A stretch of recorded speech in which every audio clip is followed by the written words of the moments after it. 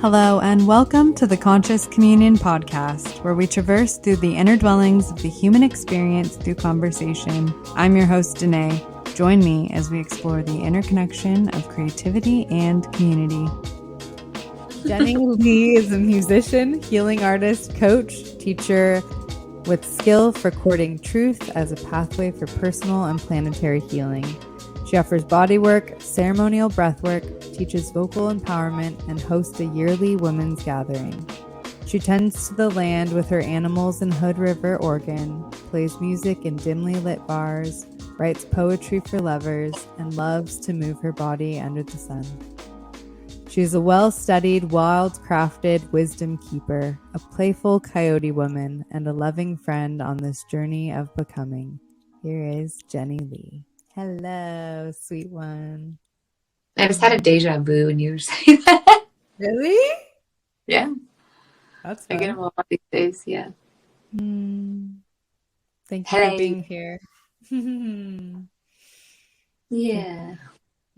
So sweet. I met Jenny at a beautiful women's gathering in January and was blessed to sit in ceremony with her in her breath ceremony that she guided, and also in a vocal empowerment session. And then I also was able to have a one-on-one vocal empowerment session with her.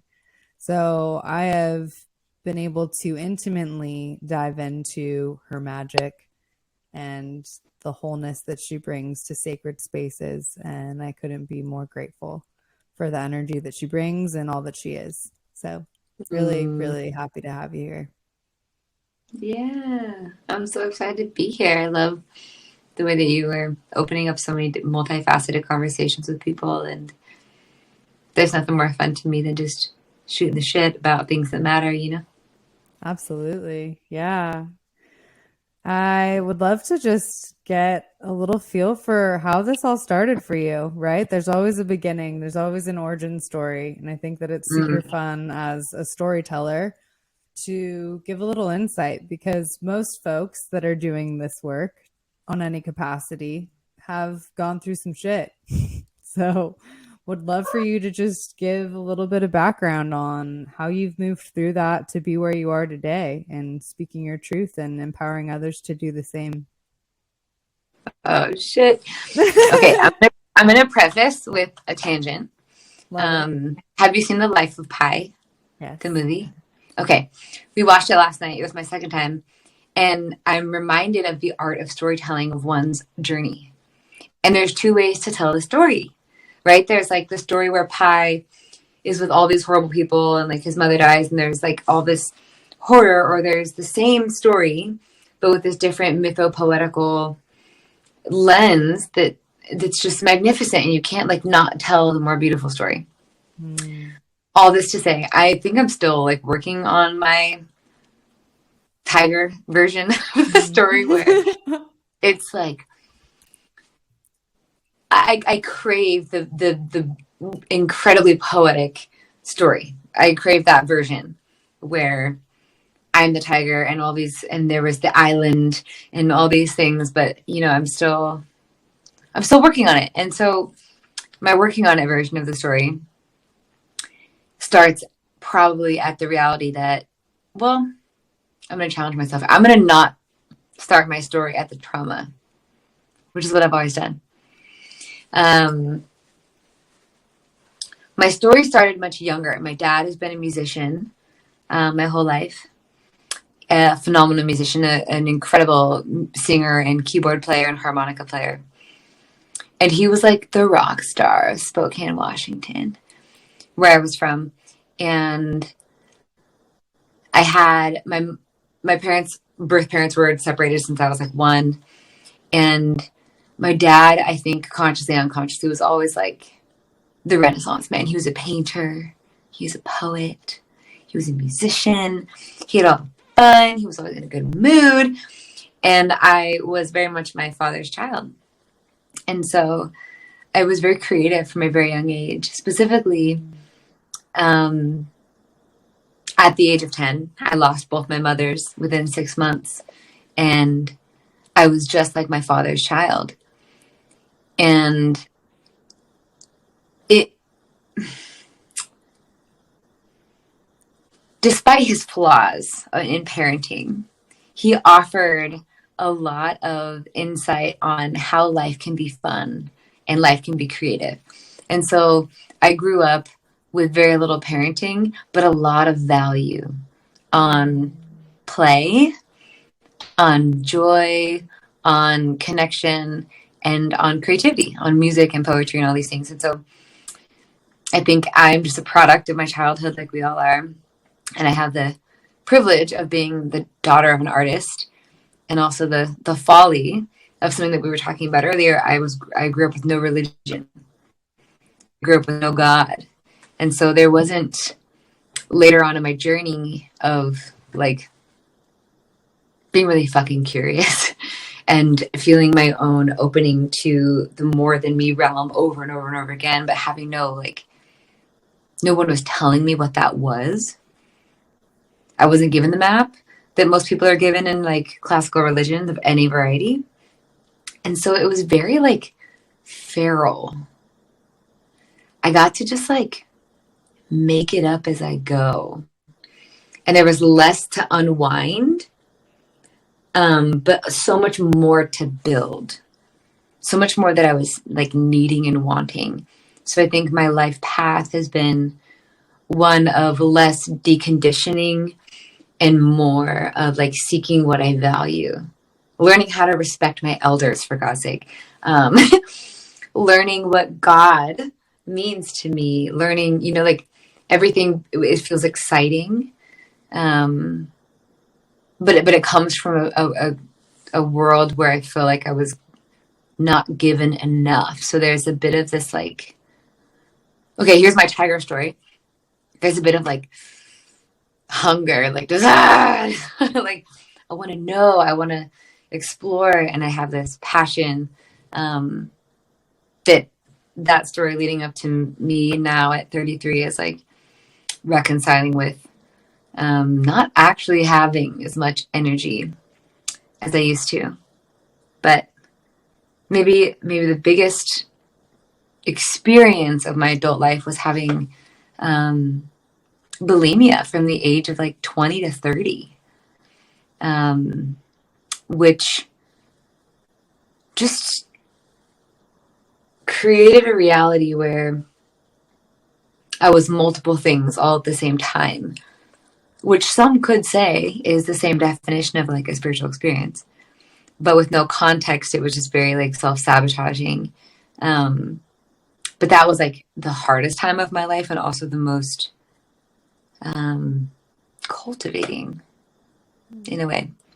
But now all of these things have led me to this like now moment where I give a shit about truth. I give a shit about expression.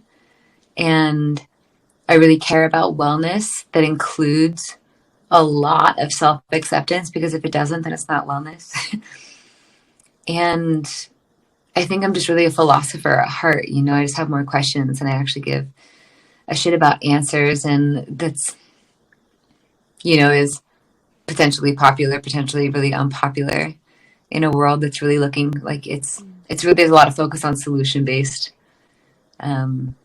healing instead of maybe wonder-based healing or something like this. But I feel like I've lived 10,000 lives within the one, and I'm happy to just be here with you now in this iteration.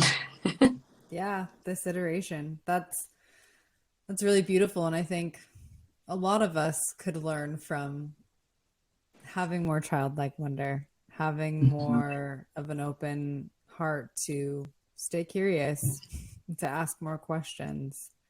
I think that we are given such an incredible opportunity when we ask more questions. And I can see that you are really good at asking questions. You are. You're good at asking yourself questions. Even just in the few times that I've been in your presence, the questions are potent and they get to the root of some really uncomfortable things sometimes. Even in our one-on-one, you asked me some questions that I had never asked myself before. Yeah. And I asked myself a lot of questions, but those were they hit some chords and they helped stir some stuff up. So what do you do for the folks that you work with to invigorate that in themselves? Because there's an activation that I know that takes place, and we're mirrors for each other, but how does that position kind of stir and take place with your one-on-ones and with your circles? I mean, what comes up immediately is like this sense of bravery and an intimacy. You know, like if and charm and just good old fashioned charisma. Like if there's enough rapport that we can build, then I'm allowed to be a little sassy with my question asking. You know, like there's my father was a romantic, you know, and I was like, oh, you're uncomfortable here, interesting. I'm gonna keep leaning in. But something that like that is less like the hyper trauma informed psychological realm and more into the intimacy and sensuality maybe of just like human to human connection. And I'm not alone in being like an emotional empath. Like everybody, you know, it's just like we feel the feels. And so I think I've cultivated a lot of self permission to go there with people. And I've had the gift, the pleasure, the privilege of like getting it royally wrong a lot. Like I've been canceled publicly like twice in horrific ways. I've been kicked off stage. I've been uninvited to family dinners. Like, you know, like all the things that somebody would and very much should be afraid of happening have happened. And it's gifted me the experience to be like, oh my God, it doesn't like, okay, these things have happened and I'm fine. And I still feel love. I still feel curiosity, like you're saying. And so it's almost like in some of my vocal empowerment work, I like to just remind people that like their failures are actually just like fortifying experiences to create a larger capacity so that, you know, maybe in a one-on-one conversation with anybody in any dynamic, if I'm less afraid of what you're going to think about me, I can actually love you quite a bit better. Do you know what I mean? 1,000%. Yes. Yeah. Yes. That's, Yeah. I think that's helpful for us all to hear. I think that we can become so fear-based in our response to how we think will be perceived instead of just allowing ourselves to be us fully, wholly, and completely. Yeah. And that's what you really help people with, tapping into their wholeness, finding that in themselves. And that's because you've done the work to, and I know it's a constant dance, right? You're always having to do the work to find that wholeness. It's a process, but you're doing it consciously. You're making the decision to ask the questions to forever find the wholeness. Yeah, you know, and I think of like, what's the definition of wholeness, right? What's the definition of all kinds of shit that we talk about? And, you know, one of the simplest definitions of wholeness is all these different parts of oneself are connecting to each other. And so if I'm seeking wholeness as an experience, then I could say it's easily connection based. So in our culture, it's very common that most of us prefer to be right than we prefer to be connected to somebody. And like, I get it. Being right feels good, like to some parts of me, but not like the wholeness of me. But I just like honestly feel like life gets way more fun and beautiful. And it's like taking all of this sense of self and just fucking dropping it on the ground and be like, okay, technically nobody can ever be right and nobody can ever be wrong.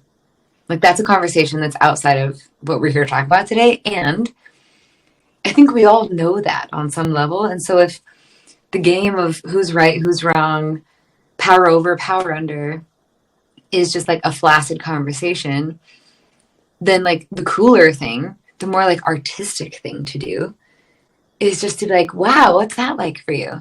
Maybe in the back of my mind, I'm like, you are fucking dumb.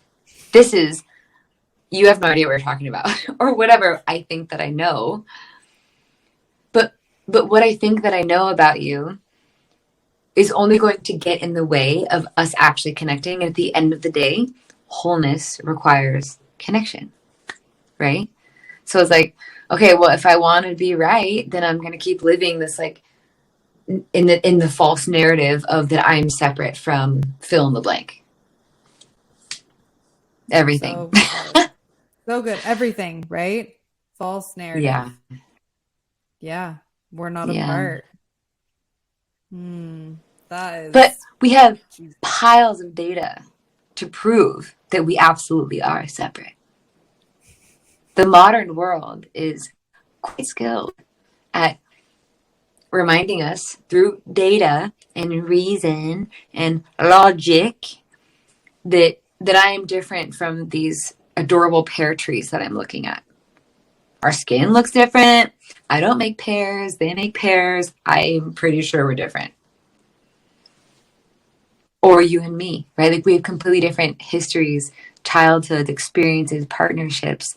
There's like, I think we're wired conditionally to understand and to energetically track the ways that we're different. Instead of what would it be like to live in a world where we are wired to energetically track the ways that we're similar, first and foremost, instead of the ways that we're different. I think that's like, talk about a paradigm shift, of all the ways that we could create a more beautiful world as Charles Eisenstein proliferates, like, what if we were just trained to notice our kinship before we notice our differences? And I mean, honestly, that part is going to take a few generations to really like sink in. yeah. I think we're just starting to uncover some of these modalities and these remembrances that our ancestors were a little more in touch with, right? Yeah. And not being separate. And I think even the work that you do as a breath space holder, because really you're creating sweet, sweet ceremony. And that is such an incredible indicator of the return to the sacred wholeness, that we are not apart. And I remember sitting in ceremony with you as a space holder, and most of the women in the group had the same experience of feeling together. We didn't feel like we were separate, and we felt this remembrance and this return to the feminine embodiment of all that we are. And it was really powerful. It was really powerful. And I would love to hear how you get in your groove, how you get into that space of letting spirit be the guide, to remind us, to bring us back to the remembrance that we are not apart, that we're together in all of this that we're doing in this human experience, right? How does that, like, what does that process look like for you? Oh God, I wish I had like a really cool answer.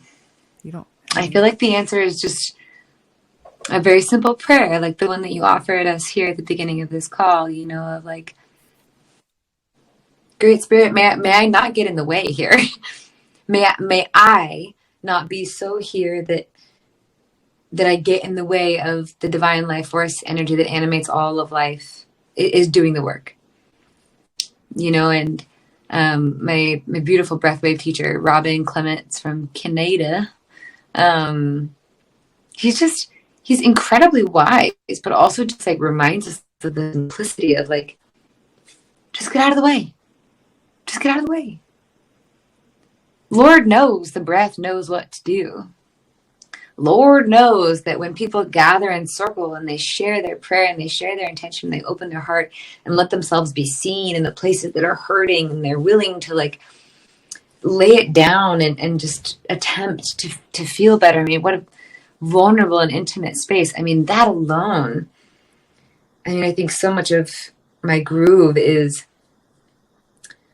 deeply trusting the field that it knows what it's doing. The field is another word for God to me, of like God, the great listener, or God, the great geometry, that when I speak a word, it like becomes it shifts the geometry. Like, I don't know. I do not know. And I'm not needing to know. But there's, and through practice and through, like good old fashioned trial and error, through like definitely getting in the way quite a few times. And I'm like, oh, it's not about me loving this person so that they feel better. It's about the space opening up, and I am a tool for the collective intelligence to use, and I'll know when to offer hands-on facilitation to somebody, and I'll trust myself if I feel like not. And kind of removing myself from the good or bad, or removing myself from ironically, the performer in me, right? Like, I've been a musician longer than I've been anything else, and I used to have horrific stage fright. Like, if I was going to sing you a song, I'd be like, okay, you close your eyes. Or I would be like, okay, I'm just going to turn around and play you a song. And it was very cute, but it was like a lot of that until I was probably like mid-20s. And similarly, if I am playing my song, I'm going to have some anxiety and some feels about it. Or if the sound of life is moving through my body, I like don't have to take it so seriously. And so I feel like the groove is like becoming porous to God, or becoming porous to life. Like, life is just moving through me, and in that way I can trust it.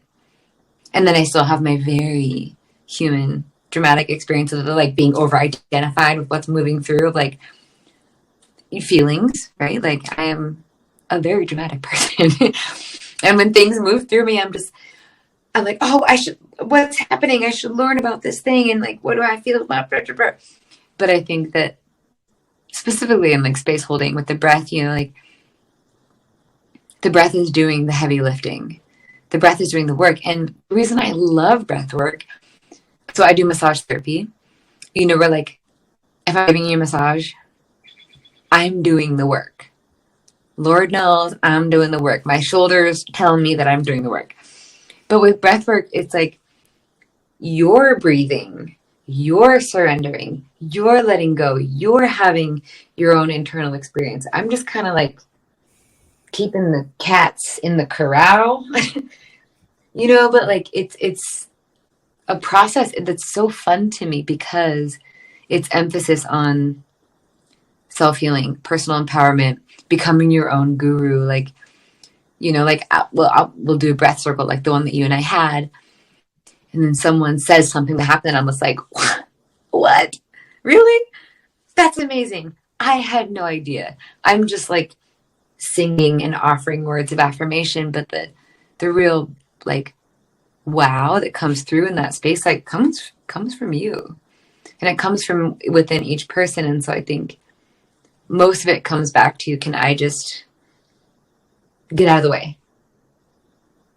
Which is a lot easier said than done. Mm-hmm.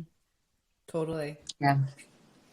Yeah, because even being a student of the breath, there's part of that is there's ego involved. It's like it's so fascinating how you just then have to interweave everything you've learned to then just being the vessel and allowing spirit, force, the great creator, whatever anyone wants to call it, just move through you, and you hold the space, and you do it so well. You do it with so much grace. And then when you bring in, what I love about your work specifically is that you interweave your creative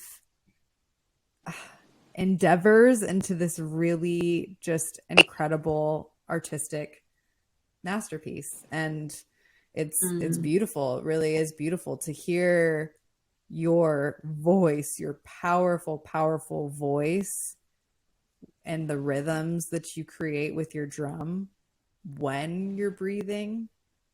It's like, whew, it's a portal. And Yeah. yeah, it's just, it's such beautiful art. So thank you for being the vessel.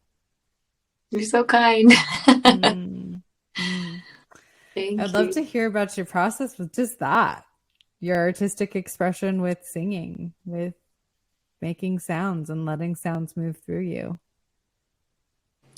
It's very similar, I think, with like the getting out of the way.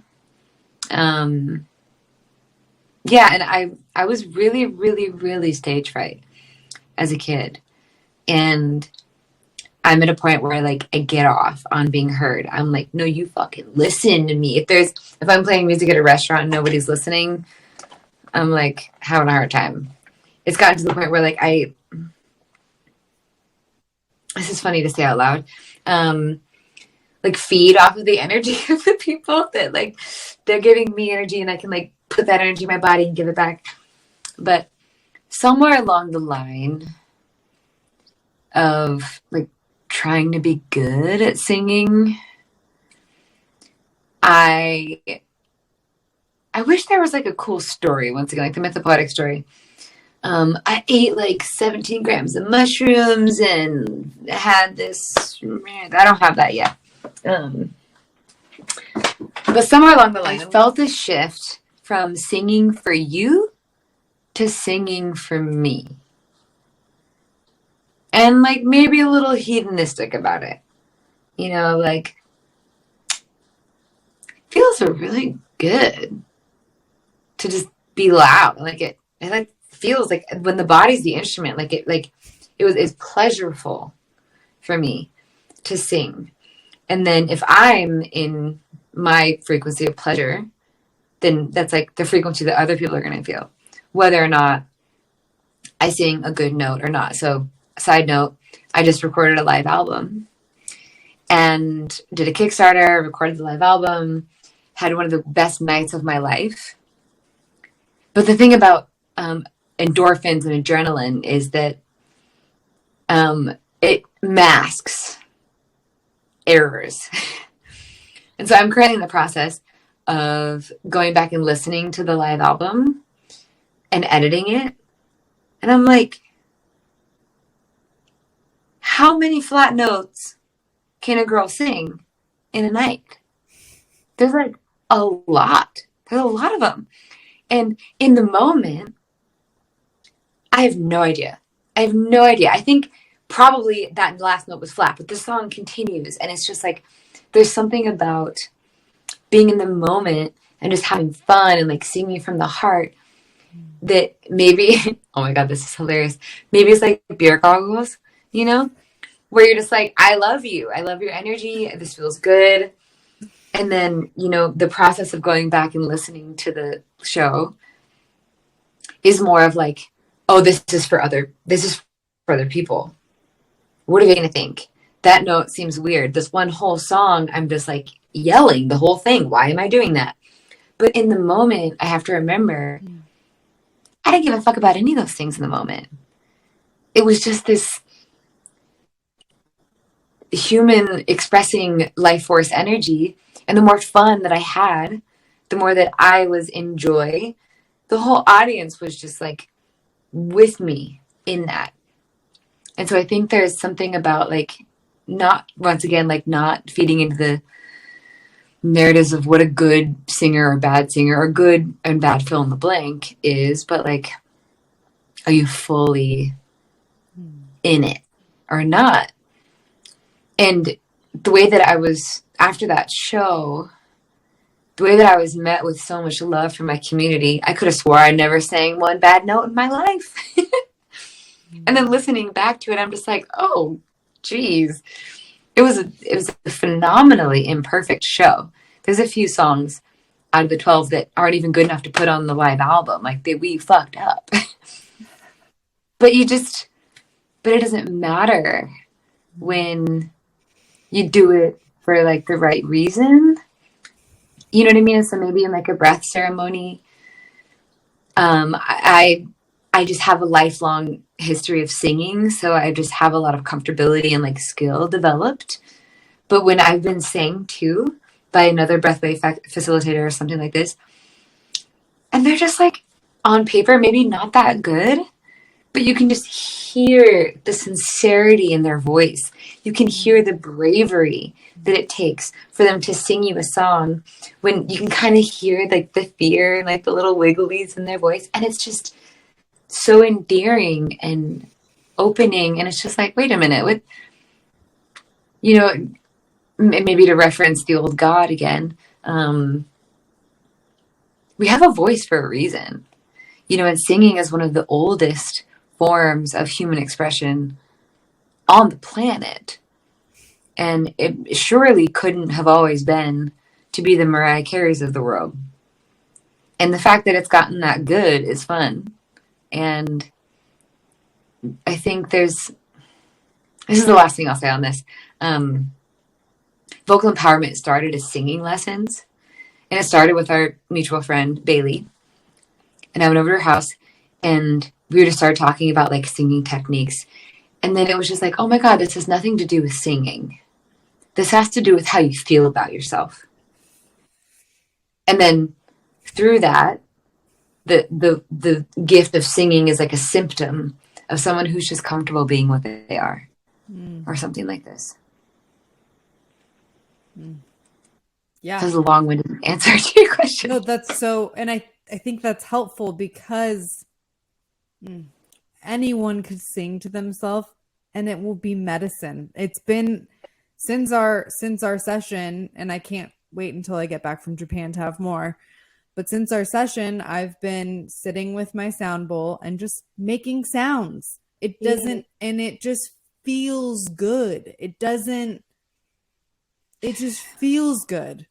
And I want to say, because I think it's important, in your session that you held for all of us at the women's group, so many of these incredible women were around the circle. And as you were holding the vocal empowerment session, you were encouraging us to sing and to hold notes that felt good in our bodies. And all of these women, in my experience, sound like angels. Most incredible voices I've heard, right? You start and just like blow us out of the water. It's just wild. And then continue around the circle. Everyone has a good voice. And it hits me and my voice totally cracks. And you said something that has struck a chord in me. And it's changed me. It's not about how it sounds. It's about how it feels. And it felt like it was something that was just cracking me open. That, fuck yeah. Like, yes, I want more of that. I want more of that liberation. Yes, please. And we should all want that for ourselves. Yeah, I think we do, but we're all fucking terrified. Because at first, your voice is going to definitely crack. You're going to sing all the flat notes. You're going to get kicked off stage for being too drunk.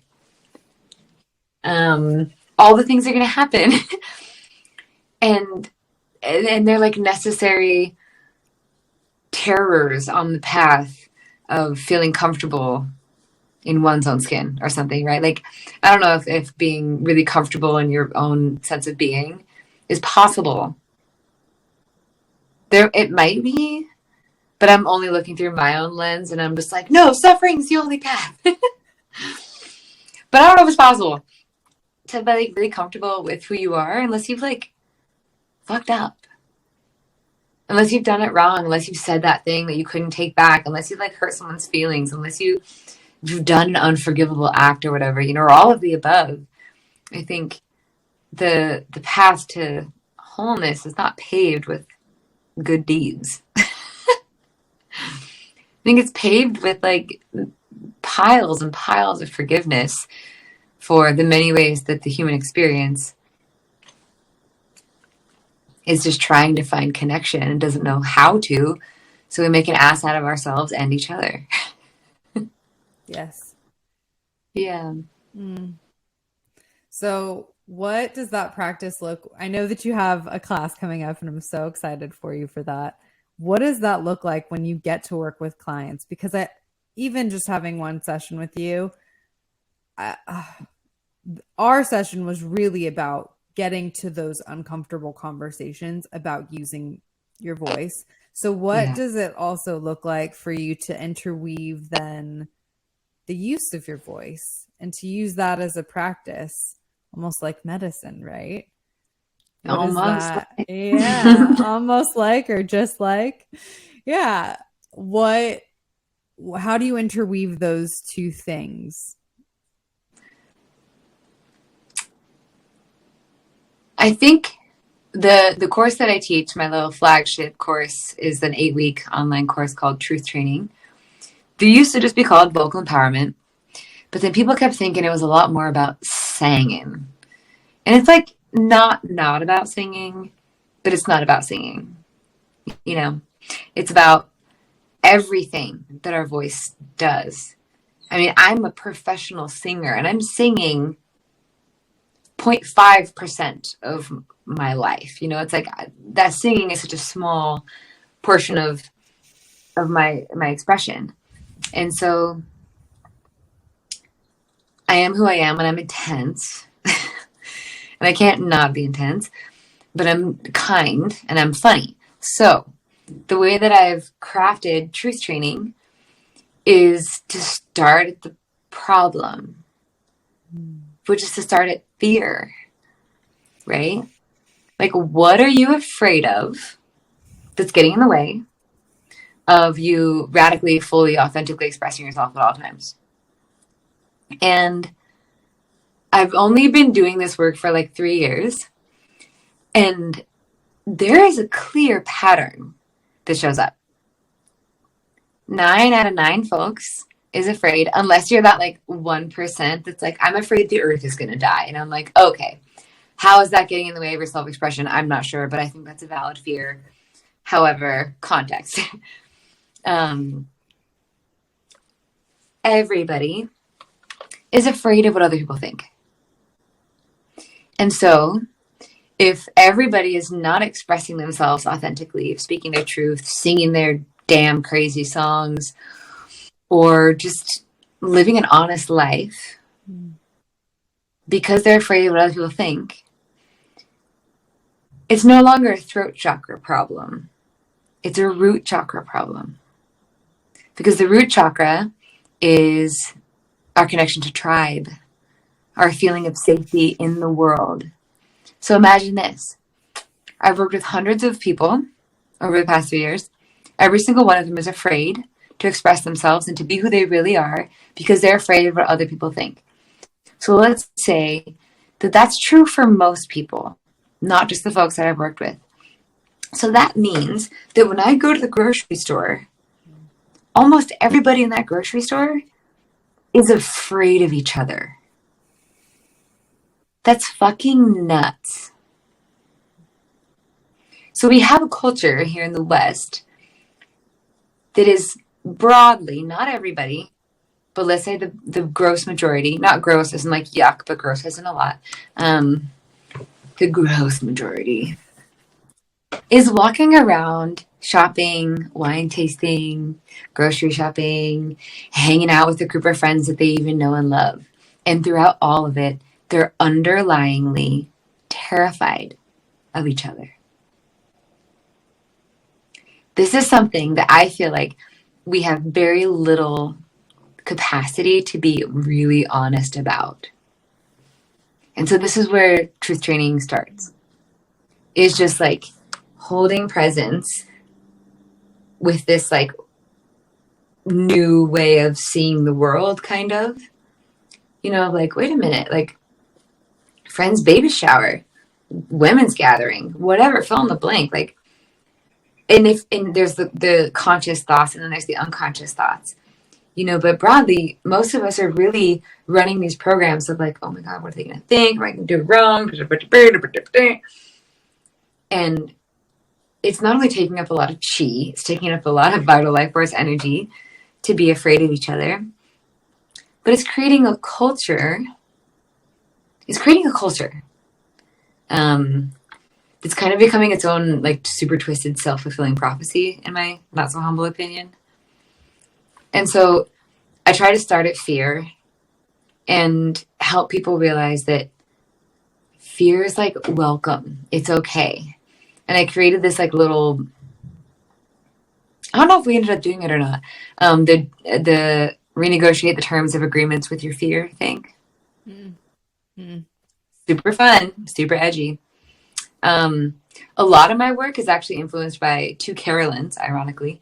Carolyn Elliott, who wrote the book Existential Kink, phenomenal at like shadow integration work and living in liberation through self-awareness and self-acceptance. That's like my life path.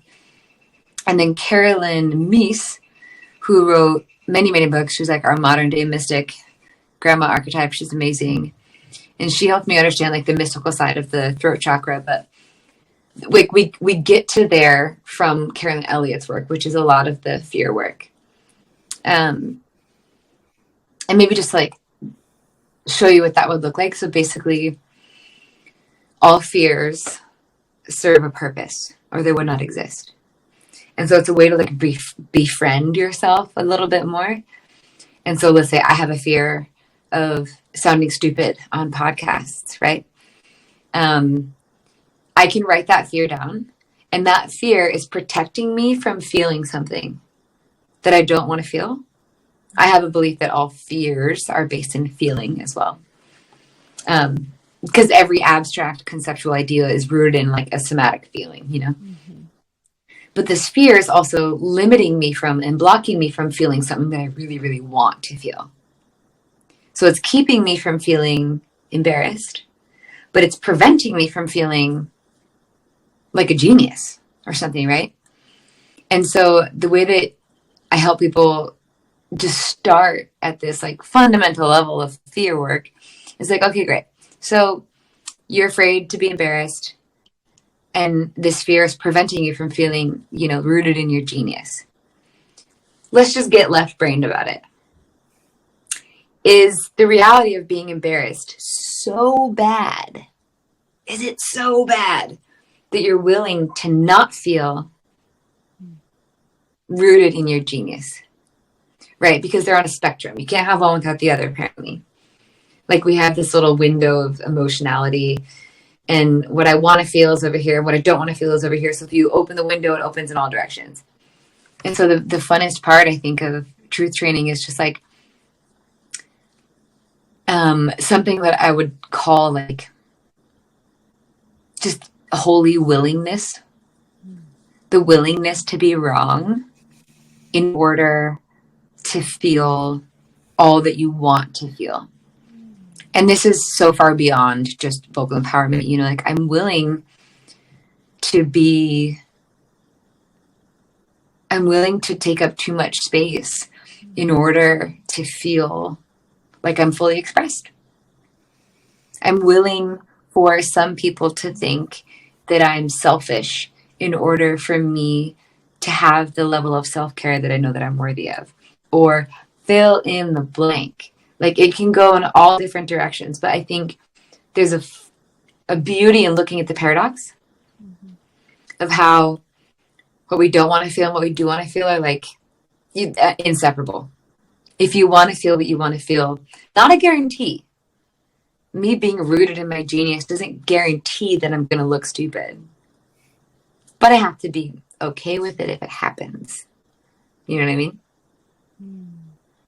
And so that's kind of where we start. And then we move into like trauma, and we move into sound.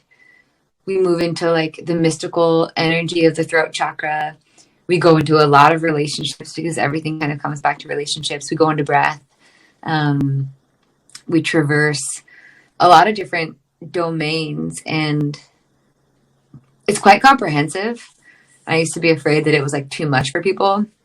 But then I like tried to take my own medicine, and I'm like, okay, I'm willing to be too much for some people if I want to be just the right thing for the right people, you know. And also, I'm sure you know the pain of creating a course or something that I now have to forever be the student of. Every time I launch truth training, I go through these like being raked through the coals where I feel like the great mystery is like, are you sure you can teach this? And I'm like, fuck yes, no more. But I always get tested a little bit on, yeah, are you sure you value honesty? Are you sure you're willing to look wrong in order to know that you're right, or whatever, fill in the blank of the way that I have to walk the talk, or else I'm a horrible teacher. I think that's a lot of it too, is just the level of self-acceptance that comes, and from that place, the song is a symptom, you know. The song is a symptom. I love that. Yeah, I'm curious how you work with the stickiness, the crunchy of feeling imposter syndrome, because I think so many creators experience that, but you're creating on so many different facets. You are an artist, you are a space holder, you are a teacher, like you're you're a masseuse, like even that, just putting hands on someone's body, like there's so many different facets to how you are contributing to this work of holding space for others. So what does that look like? What does your process look like for you to move through that and integrate your darkness and dance with your darkness and just sit with it and be okay with it and accept it?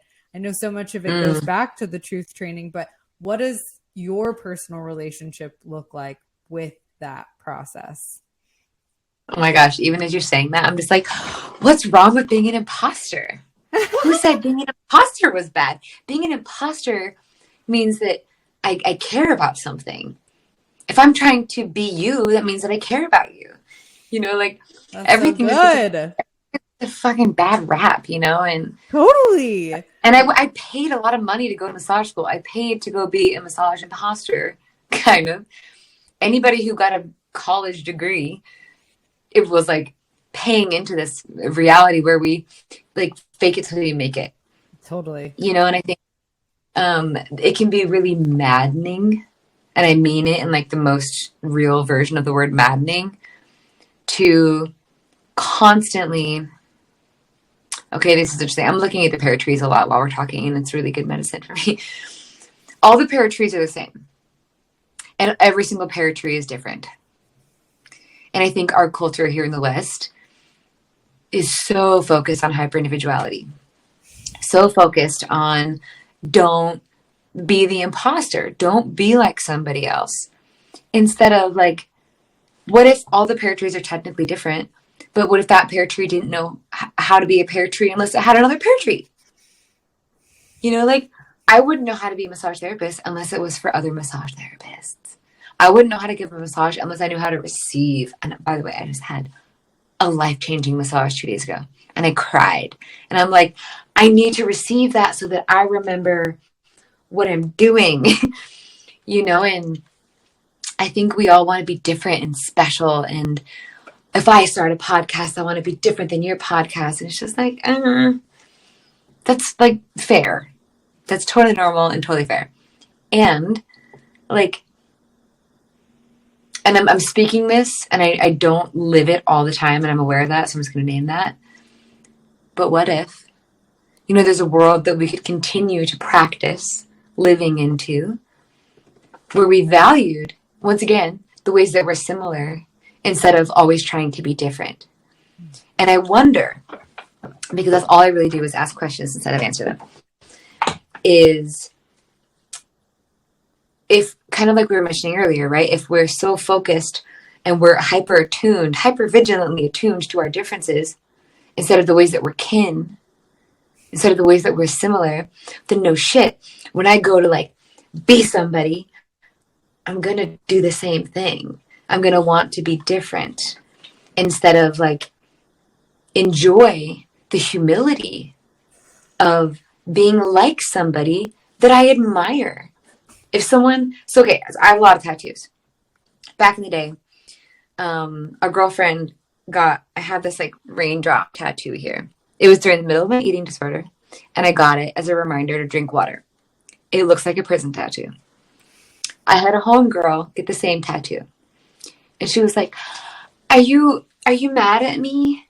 And I'm like, I don't own that tattoo idea.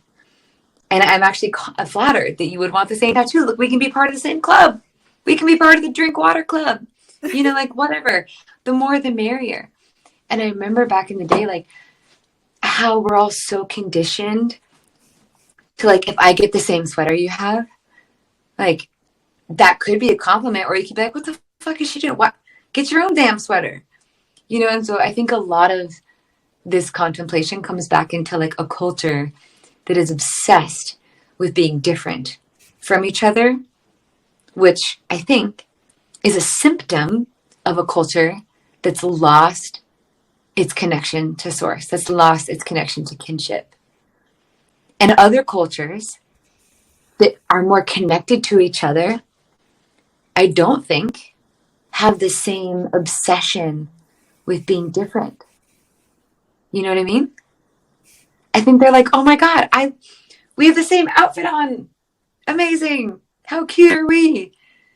And maybe this is the thing that changes is like we just mature and grow wiser and older, but I've never said it quite like that. And so I'm really grateful for the question, but it feels like, once again, there's just like a symptom. And this is something too around like vocal empowerment or breath work or whatever the thing that people come to you for, it's like, it's not your fault. It's not anybody's fault that we're twisted. Like, we live in a strange culture on strange land here in America with a strange history. And there's so much shame. There's so much like, if we're separate from each other, then we don't have to feel guilt, or we don't have to feel bad. We don't have to feel each other. We don't have to feel anything, for God's sake. And so often I just kind of come back to like, the personal healing can't be separate from just like holding a lot of compassion that we're just in this shape because the world put us in this shape.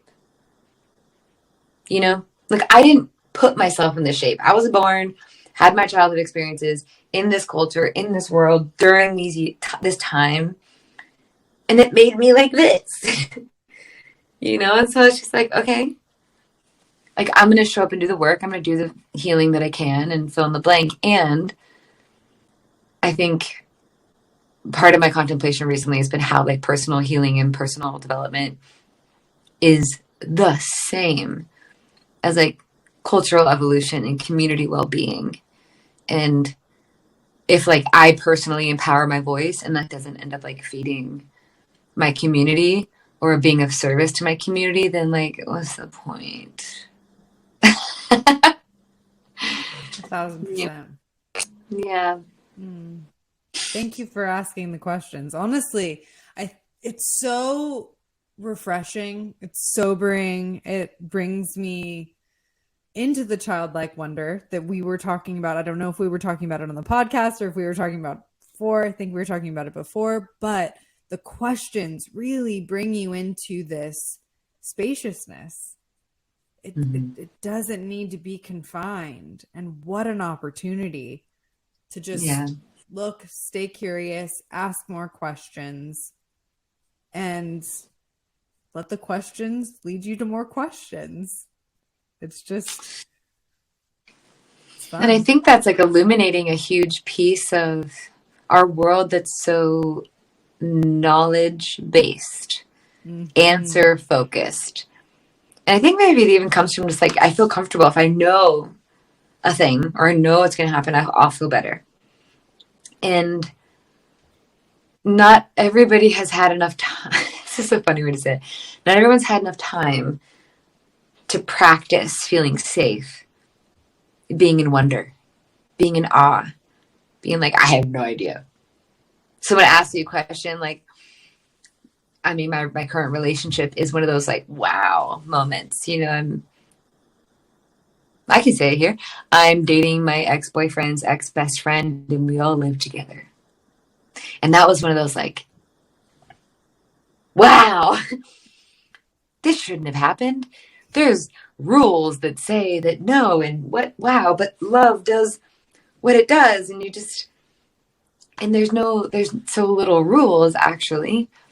And I think learning how to feel safe in the not knowing, feel safe in the mystery is easier said than done, once again. And it's not everybody can feel safe based on your story, based on what you've experienced, you know, and maybe we live in a highly traumatized culture. We live on a highly traumatized land. If you think of once again, the history of this land, and with the histories that we all carry, no shit. It doesn't feel good to not know. I think like the Western mind's quest for control is once again a symptom of disassociation from self or from God or from culture, from meaning, from ritual, from all kinds of things. But yeah, I'm saying this word symptom a lot, and that's interesting. But it's fun to kind of have this moment with you in conversation and just remember the longer timelines that have created the realities that we're currently existing in. You know, to kind of feel like we're the product of something that shifted how long ago. And maybe this is a point of like pro vocal empowerment, pro breathwork conversation of like, okay, yes, do it for your one lifetime right now. Life is more fun when you can speak your truth and live in your honesty. Not easier, but more fun. And if these things start to take root, then maybe the fifth generation from here in the future will be born into a less contorted, separate, individualistic, focused reality or something. Wouldn't that be cool? Fuck yeah. You know? Yeah. It's been something that's been coming up a lot for my husband and I, where we're like, we can make up our own fucking rules. And it's hard though, because we were not raised like that. Like neither of us were raised like that. We were raised with constructs and boxes, and you have to be like this. Probably more so me than him. He was given a little more freedom, and he has been the constant reminder. You get to make up your own rules. You don't have to do it like that anymore. We don't have to do it like that anymore. And it's been a cycle for, I think, so many folks. But it's coming into exactly what you said, which is the safety aspect. And I know that it's a privilege to feel safe. But again, that symptom, and just reconditioning that symptom to being the opportunity. That's also another piece to the puzzle, right? Being able to look at it as almost the portal to being able to go and, you know, sit in ceremony with you in a breathwave ceremony, or being able to go and sit and learn from you in a vocal empowerment one-on-one, or in your course that you'll be launching, and going and getting that facilitation, because we're not meant to do it alone, first of all. Yeah. And yay for the support for people who've already walked the path of asking the questions, right? Yeah. Well, that's a huge piece too, I think, with a lot of like the breathwork circles or the online courses, you know, they're just more fun because there's other people that you just get to share your experience with. And I love that accountability. It's like going to yoga. I can do yoga on my own. But if I go to class, like I just do better. You know, I'm like more focused for sure. I'm stronger or whatever it might be. And we get to like use each other in a really beautiful way to have more of that accountability or more of that. I mean, when I do vocal empowerment work and we go to the fear thing in a group, I always ask people, I'm like, hey, how many of you thought you were alone in what you were afraid of? Everybody raises their hand. And I'm like, how many of you feel the same fear that somebody else had just said? Everybody raises their hand, and you're like, well, isn't that interesting? Mm-hmm. And then, once again, you just kind of, you leave more connected to other people and yourself than before. And that's the only thing you get out of a breath ceremony. That's the only thing you get out of a truth training class. Then it's a win. Because I think that's a fundamental schism in our world, is this constant confusion of disconnection, And so when we learn how to connect to ourselves, we learn how to connect to others. When we connect to ourselves in public, then we learn how to connect to everybody. And when we connect to, it's just learning how, kind of looping back to the beginning of this conversation, how to value connection instead of being a good singer or being a great teacher or being right or saying a cool thing. It's like, we're all going to die.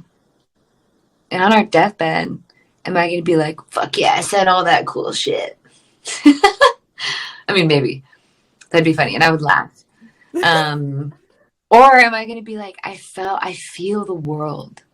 I feel the world. And like, I want to name. I know quite a few people that actually just will die and only care about the cool shit they said. And that's okay. Permission So for be it it. all. Yeah, and Permission so be for it it. all. Yeah. And so it is. That's what makes us so multifaceted as a species, as as an organism on this planet. It's a part of the cosmos. We're multifaceted, to say the least. That's for sure. Yeah. Yeah. Truly. And so Thank why you. not show all those colors, Why not sing all those songs? Why not just like spin around in the sunshine and be like, look what I can do? Yes. Yes. Have fun. Well, and we were talking about that earlier too. And I think that is something that you were really good at. And I would love to touch on that. You are an incredible mirror at embodying fun, joy, and that expression of self that's like, yes, I'm here. I'm doing this because it feels good. And yes, fuck yes. Like, may we all feel that empowerment to liberate our pleasure, to liberate the activation that we so rightfully deserve to live in these human vessels that we get to wear for whatever time it is. Yeah. I mean, I will say, in the Gene Keys, my life's work is ecstasy. And my purpose is bliss. So like, I can't tell everybody that everyone gets to do the same thing, because I think everyone needs to be who they are. But I have a specific disposition for being a hedonist, to be honest. I'm just like, how can we make this feel better? And it comes and goes, like, I think my ability to feel joy is deeply mirrored by my ability to meet profound pain and grief. When it comes, like, I'm very fun, and I also deal with very, very severe chronic pain every day, and or the paradox could also look like, I love a lot and I've lost a lot I've lost all the love thus far, and then it just keeps, there's just more love, and that's how it goes, right? And I think not being attached to either end of the spectrum is helpful. And kind of like part of the fear thing I was talking about, there's this like circle of capacity. And if I say I'm only willing to feel this much, then I'm going to miss the good and the bad on each side. But if I say I'm willing to feel more, that it includes the paradox. And so I think I've opened my window so wide to say I'm willing to feel it all, which means that like there's weeks where I'm like quitting. I'm going to quit everything. I'm going to get a job at the gas station. I'm going to delete. I'm going to throw my phone on the river. And I'm just going to be nobody. I'm just tired of being somebody. Fuck everything. And I'm going to get more cats. You know, like those weeks are incredibly real. And then there's weeks where I come back to the drawing board for all my projects. And I'm just like, how audacious of me to want to do all the things that I'm doing. Like, and then I come into this like adoration for myself. I'm like, how cute. You're so cute. You think you can just do all these things. That's adorable. Like, let's try, you know, and I have this like really sweet view of my life. And I oscillate between the two all the time, you know? And I think there's a similar with like the not getting in the way. It's a similar energy of like, whenever I feel something, I know it's going to change. So like, might as well enjoy what's here right now, because I'll wake up tomorrow and feel different. And even so much so with like the grief or the depression or the anger. Lord knows I have an exquisite amount of anger. It comes out in my sex life. Like, I'm just like, ah! It's just there. And I'm like, wow, this is interesting. But like, it all shifts. And so when the good or the bad thing shows up, I think part of the ecstasy maybe is just enjoying and trying to square up and meet whatever's here while it's here, because I know that it will leave. And even if like, let's say it's a house, someone comes over to your house and it's like a homeless person that's like taking all your items or something horrible like this. And not all houseless folks do that. Anyways, this horrible example, totally politically incorrect. Anyways, you get the picture. I'm going to like be with that person while they're there, you know? Similarly, when the love of your life walks in, maybe they don't live there, but they're there right now, and you just like square up and meet it. And I think as I'm saying this too, it's also like, who has time for that? Who has time to just like meet every wave as it comes with grace and willingness? And I don't know, I definitely don't do it all the time, but I think that's what can help the joy, is just like, yeah, we get this one life, we get this one moment, and there's all these things that suck. I can easily find all the things that are wrong in every situation. And for my own sanity, I've had to learn how to try to orient. Like, okay, I'm having gas. I have a horrible stomach ache or something like this. But like, wow, look at the Blue Jays are singing. Like, I'm just going to focus on that. I feel like I'm dying from the inside. And Blue Jays. Look at the fucking Blue Jays. Yes. You know? 1000%. Yes. The pear trees, right? Like, that's a grounding force. I think nature is such a grounding force in that way. And I love that you do live in accordance with the land. You were living in Hood River. Like, that's ceremony all the time. Yeah. I'm so grateful for this place. You know, like, we're just renting. And it's also one of those things about joy, you know, like, I've done festivals here. I've done retreats here. I've fallen in love twice now here. It's not mine. It's going to go away someday. I plant blueberry bushes that I'm not going to take with me when I go, and I do it anyways, because why not, you know? But I think when Stephen Jenkinson, are you familiar with Stephen Jenkinson? Mm-mm. He's phenomenally depressing and poetically beautiful. He's an author and a speaker, and he has books. He has a book called Die Wise and a book called Coming of Age, Elderhood for the Troubled Times. And read that. I'm just so nourished by him, because he's kind of pessimistic in the most like almost erotic way. We're like, fuck, finally someone just said it, you know. And he speaks a lot about, a lot of us are kind of realizing, and we're practicing, you know, folks like you and me and many of your listeners, like, we want to be elders. We want to be folks that carry wisdom and are of service to the community. And then swallowing the shitty pill, like what that actually means. It's not getting paid all the time to show up. It's not, fame and fortune. It's like, how do we answer the hard questions? Right. But he talks a lot about the only thing that makes life beautiful is the fact that it's short. And something that elders, what makes an elder different from an old person is a lot of his conversation.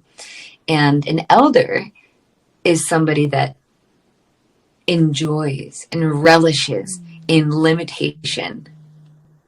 And you know what? I can't do that anymore. I can't walk up the stairs anymore. I can't drink anymore. Or they lean into the fact that of all that they cannot do as an act of wisening and ripening. Whereas a lot of old people are getting Botox and going golfing and having retreat centers just for themselves. And they're just preserving, maybe even fetishizing, like a youthfulness instead of squaring up to mortality in this way and being like, damn, okay, what would it feel like? Maybe going back to vocal empowerment. What would I say if I knew that I was going to die? What kind of songs would I sing if I knew that I was going to die? And it's the one thing that we know for certain. And, maybe even weaving in this conversation we had before the recording started of your friend who took their own life, when we really have those rememberings, whether by a loved one or just the world that we live in where people are dying all the time, like it's the only thing that is sure. And then when it happens, we're always so surprised. And I wonder, I just wonder, Same. Yeah. how we could live our lives if we were really oriented towards orienting towards valuing it as a precious, temporary, fleeting moment, We'd all be singing, that's for sure.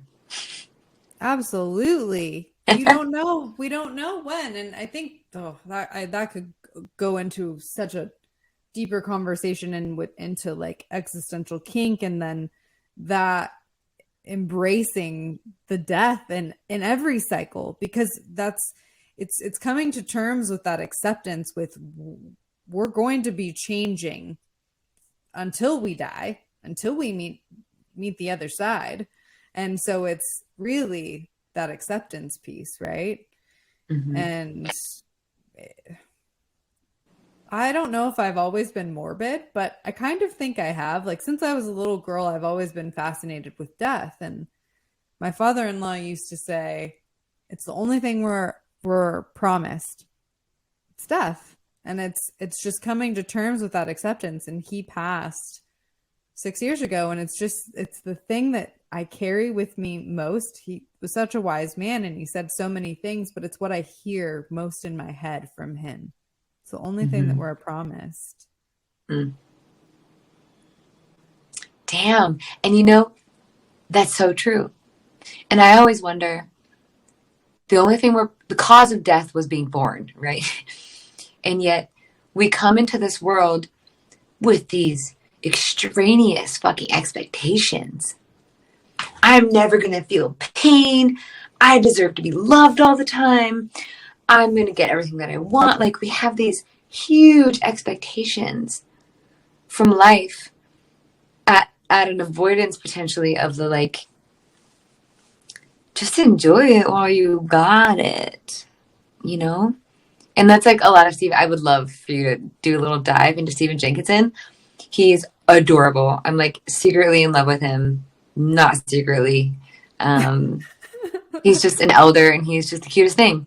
And yeah, just so refreshing in an ecosystem of wisdom keepers that just aren't spitting it straight, I think we just kind of want to like hear the truth, and he's a truth troubadour for sure. But yeah, I guess it just, I think we're maybe throughout this conversation, like we're riding this precipice of like values, Mm-hmm. like what actually matters. You know, does it matter to you to feel connected to people, or does it matter that you're right? And a lot of people are going to answer that question differently. And I'm not to tell them that they're wrong. And or does it matter that you learn how to be of service to your community as you age, or does it matter that you just enjoy your life? Also, not here to tell anyone what to do, but I think for those of us that maybe lean a certain direction, you know, I think it's important to learn how to use the tools that we have, which voice and breath and community and kinship are definitely tools that can remind us of maybe the greater reality that we're living within, not just the one that's being bought and sold quite casually, you know? Totally. Yeah. This has been such a juicy conversation. I'm so grateful for you. Juicy. I love it. Same, sis.